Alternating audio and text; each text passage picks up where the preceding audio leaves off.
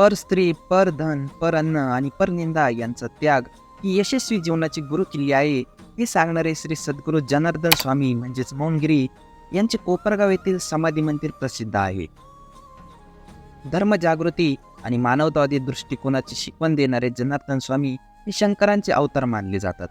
आयुष्याच्या अखेरच्या टप्प्यात ते नगर जिल्ह्यातील बेट कोपरगाव येथे होते. त्यांच्या वास्तव्याने पुनीत झालेली पर्णकुटी आणि त्यांच्या पाऊलखुणांचे दर्शन घेण्यासाठी या ठिकाणी दररोज हजारो भाविक येत असतात. मुख्य समाधी मंदिराचे बांधकाम हे वैशिष्ट्यपूर्ण आहे.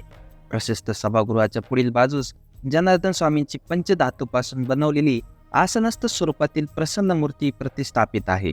स्वामींच्या मूर्तीसमोर शिवलिंग असून त्यासमोर स्वामींच्या पादुका आहेत.